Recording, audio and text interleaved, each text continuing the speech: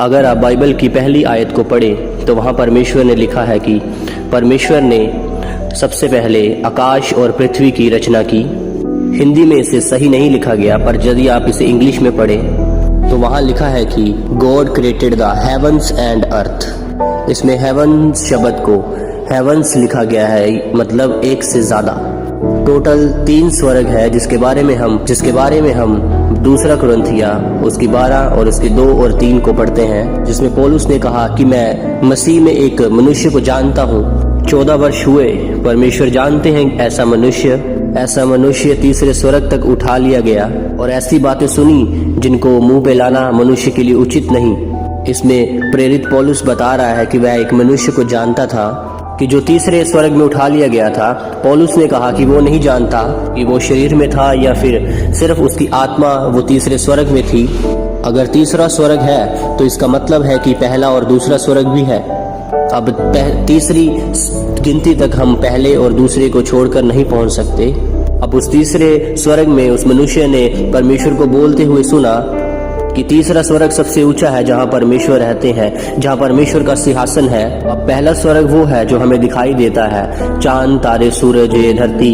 अब पहले और तीसरे स्वर्ग के बीच में एक दूसरा स्वर्ग है। भविष्यद्वक्ता दानियेल की पुस्तक में जब हम पढ़ते हैं तो वो साबित करती है कि पहले और तीसरे स्वर्ग के बीच में एक दूसरा स्वर्ग है जहाँ शैतानी दूत रहते हैं। दानियेल की पुस्तक में जब स्वर्गदूत ने दानियेल को दर्शन दिया, उसमें हम पढ़ते हैं कि दानियेल 21 दिन तक उपवास और प्रार्थना में था और 21 दिन बाद उसके सामने एक स्वर्गदूत आ खड़ा हुआ और स्वर्गदूत ने उसे कहा कि हे दानियेल मत डर, क्योंकि पहले ही दिन में तूने पहले ही दिन में समझने बूझने के लिए मन लगाया और अपने परमेश्वर के सामने अपने आप को दीन किया और उसी दिन तेरे वचन सुने गए और मैं तेरे वचनों के कारण आ गया। फारस के राज्य का प्रधान 21 दिन तक मेरा सामना किए रहा, परंतु मिकाएल जो मुख्य प्रधानों में से है वह मेरी सहायता के लिए आया। स्वर्गदूत ने दानियेल को बताया कि जिस दिन तूने प्रार्थना करनी शुरू की थी उसी दिन वो दूत उसकी प्रार्थना का उत्तर लेके स्वर्ग से निकला और रास्ते में शैतानी स्वर्गदूतों ने उसे रोक रखा था और अंत में मिकाएल स्वर्गदूत जो प्रधान है, जो स्वर्गदूतों का प्रधान है, उसने आके उसे पछाड़ा और उसे बचाया। और जब वो प्रार्थना का उत्तर लेके आ रहा था तब दूसरे स्वर्ग में शैतान के दूतों ने उसे रोकने की कोशिश की, उसके साथ लड़ाई की और 21 दिन तक वो जंग चलती रही।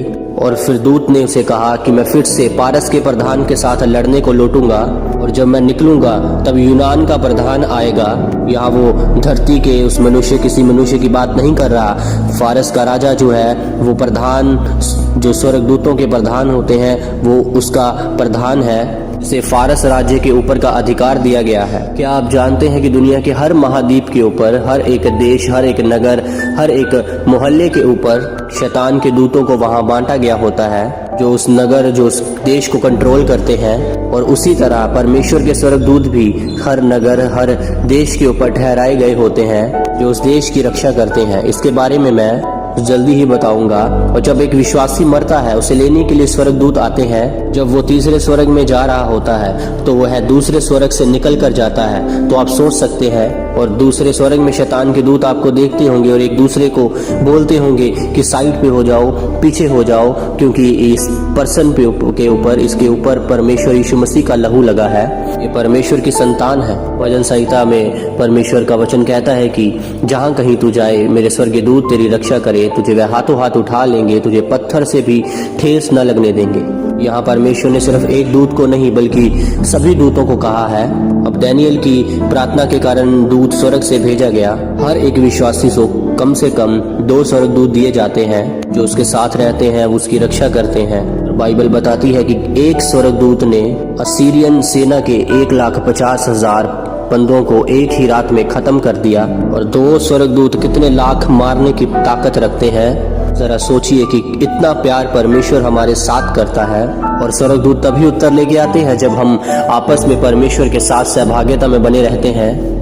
और अगर डैनियल प्रार्थना ना करता तो दूत ना आता। डैनियल की जो प्रार्थना है वो पहले ही दिन सुन ली गई थी। परमेश्वर जो है वो हमारी प्रार्थनाओं को उसी समय सुनता है। बाइबल बताती है कि जिसने कान को बनाया है क्या वह हमारी नहीं सुनता। आपकी जो प्रार्थना है वो स्वर्ग में हलचल मचाती है। जब आप प्रार्थना करने बैठते हैं तो दूत तैयार हो जाते हैं कि वो आपकी प्रार्थनाओं के उत्तर को आपके पास लेके आए। परमेश्वर के वचन में बने रहें, उपवास और प्रार्थना करना ना छोड़ें। परमेश्वर आपको आशीष दे।